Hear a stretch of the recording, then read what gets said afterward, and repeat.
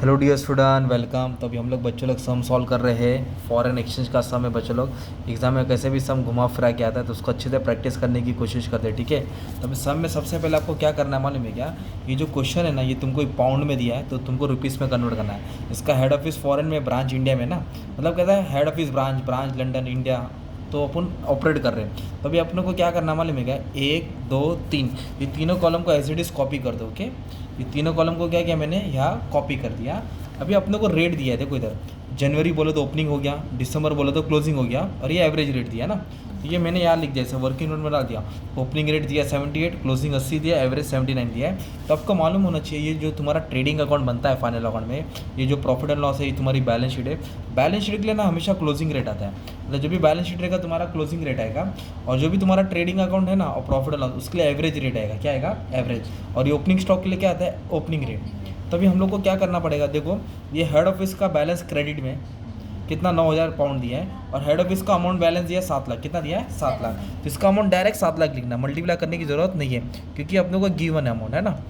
और एक चीज़ का अमाउंट दिया है गुड सेंड टू ब्रांच। इसका अमाउंट देखो डेबिट में 45 पाउंड था, और इसका अमाउंट दिया 36 लाख। तो ये अमाउंट किधर है? डेबिट में ना, इसलिए 36 लाख भी किधर गिवन लिख दिया, डेबिट में डाल देंगे।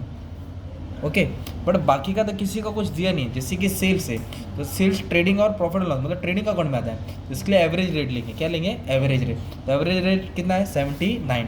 इधर मैं क्या लिखूंगा? 79 लिखूंगा। ओके, ये ओपनिंग स्टॉक है, क्या है ना, ओपनिंग स्टॉक 1 जनवरी। तो ओपनिंग स्टॉक के लिए कौन सा रेट आएगा? Opening rate. इधर मैं क्या लिखूंगा? Opening rate. ओके, फिर फर्नीचर एसेट्स होता है, तो एसेट्स के लिए क्लोजिंग रेट आता है। बट इधर फर्नीचर का रेट दिया है 75। कितना दिया है? 75। तो फिर 75 लिखेंगे। अगर 75 नहीं दिया रहता तो एसेट्स मान के उसको कौन सा रेट लेते हैं? क्लोजिंग रेट लेते हैं।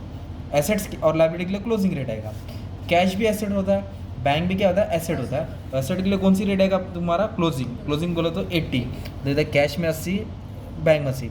ओविंग फॉर एक्सपेंस तुम्हारा लाइबिलिटी होता है। क्या होता है? लाइबिलिटी। तो लाइबिलिटी बोलो तो कर्जा, तो कर्जा बोलो तो बैलेंस शीट, बैलेंस शीट बोलो तो क्लोजिंग रेट। ओके, तो ये तुम्हारा किधर आता है? Head office.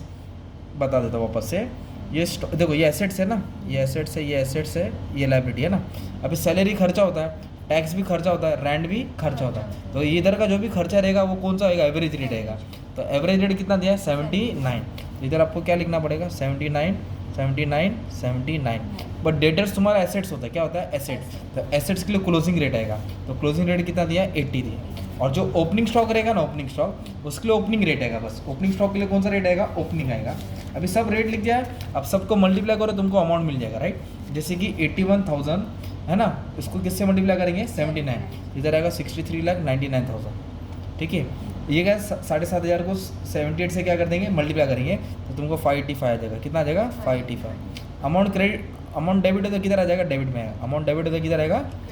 नहीं, डेबिट है तो डेबिट, और क्रेडिट है तो क्रेडिट। तो क्रेडिट में 3 ही अमाउंट है, 1 2 3। तो यही 3 का अमाउंट किधर डालने का? आपको क्रेडिट में डालने का। अभी नेक्स्ट क्या दिया है तुमको? 10,000। तो 75 से करेंगे, 7.5 लाख डेबिट में आएगा। तो 1050 को किससे मल्टीप्लाई करेंगे? 80 से, 84,000 आएगा। 950 को किससे मल्टीप्लाई करेंगे? 80 से, 76,000 है। इसको इससे क्या कर देंगे? मल्टीप्लाई कर देंगे, 80 आएगा। फिर इसको है ना, इधर 80 लिख दिया। फिर 13,000 को किससे करेंगे? 79 से करेंगे, तो 10,27,000 आएगा। तो 250 को 79 से करेंगे तो 19,750 आएगा। इसको इससे करेंगे तो 79,000 आ जाएगा तुम्हारा, और इसको इससे करेंगे तो 9,80,000 आएगा। कितना आएगा? 9,80,000। अब क्या करेंगे? इसको बैलेंस करेंगे, प्लस और माइनस करेंगे, डेबिट माइनस क्रेडिट करेंगे। तो डेबिट ज़्यादा आ रहा है और क्रेडिट क्या आ रहा है? कम आ रहा है। तो डेबिट का जो टोटल है ना, वो कुछ 72,750 आ रहा है। तो इधर भी दोनों तरफ लिखेंगे 72,750। ये कुछ कम पड़ा, 21,000 कम पड़ा। कितना कम पड़ा? 21,750। तो ये जो भी कम पड़ा ना, वो डिफरेंस अकाउंट में आएगा। किधर आएगा तुम्हारा? Difference account. मतलब डेबिट ज़्यादा हो गया तो डिफरेंस है ना, तो डिफरेंस का बैलेंस किधर है? मालूम तुम्हारा क्रेडिट में है। किधर है? तो उसको प्रॉफिट एंड लॉस के क्रेडिट में लिखेंगे, बाय एक्सचेंज इन डिफरेंस 21,750। अगर मान लो डिफरेंस क्रेडिट वाला ज़्यादा रहता तो डेबिट में आता, तो कहाँ डालते हैं? डेबिट में डालते हैं। अभी तुमको मालूम है ये ओपनिंग स्टॉक है। क्या है तुम्हारा? ये ओपनिंग स्टॉक।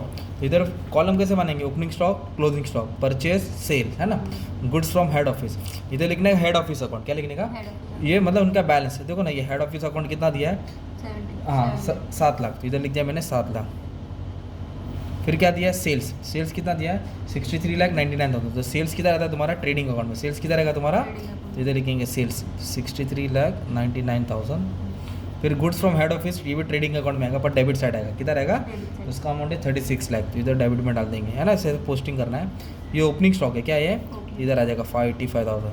फिर क्या बोला है, फर्नीचर, फर्नीचर क्या आता है तुम्हारा, एसेट्स होता है ना, इधर आ जाएगा फर्नीचर, कितना अमाउंट दिया है, 75 लाख, 7.5 लाख।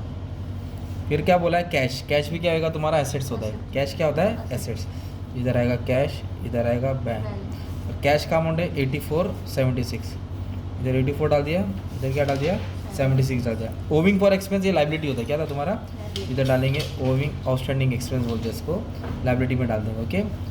तो 80,000 है तुम्हारा। सैलरीज तो खर्चा होता है ना, तो ये खर्चा प्रॉफिट एंड लॉस में आएगा, किधर आएगा, फिर टैक्स क्या है, ये भी प्रॉफिट एंड लॉस, रेंट भी किधर आएगा तुम्हारा, प्रॉफिट एंड लॉस, 10,27,000। मतलब आपको जो अमाउंट आ रहा है लिख दो, इधर जगह कम पड़ रहा है, शॉर्ट में लिख दिया मैंने। ये डेटर्स एसेट्स होता है, क्या होता है, एसेट्स, इसको एसेट्स में डाल दिया, 9,80,000 जो भी था, 9,80,000। अब आपको क्या दिया मालूम है बच्चों लोग, इधर एडजस्टमेंट दिया है। एडजस्टमेंट क्या बोला मालूम है, देखो एडजस्टमेंट बोला है, डेप्रिसिएशन बोला है, क्या बोला है, फर्नीचर पे डेप्रिसिएशन निकालना 10%, और कुछ नहीं बोला है। और क्लोजिंग स्टॉक की वैल्यू कितना दिया है, 4,500, तो 4,500 है ना क्लोजिंग स्टॉक, पाउंड दिया है। और क्लोजिंग स्टॉक के लिए क्लोजिंग रेट आएगा, क्लोजिंग स्टॉक के लिए तो क्लोजिंग रेट कितना दिया, 80 दिया, 80 से क्या कर देंगे, मल्टीप्लाई कर देंगे, 80 से क्या कर देंगे, मल्टीप्लाई, तो जो भी अमाउंट आएगा यहाँ लिख देना, है ना। अभी आपको क्या करना मालूम, डेप्रिसिएशन है, तो डेप्रिसिएशन इधर माइनस होएगा, तो 10% कितना आएगा, 75,000, है ना, ये हो जाएगा 675। और डेप्रिसिएशन का दूसरा भाग किधर आएगा, प्रॉफिट एंड लॉस में आ जाएगा, किधर आ जाएगा, ये जो डेप्रिसिएशन है वो यहाँ लिख देंगे आप लोग, है ना। अब इसको आप लोग क्या करेंगे, बैलेंस करेंगे, क्या करेंगे, बैलेंस। तो ये सिंपल पार्ट है आपका।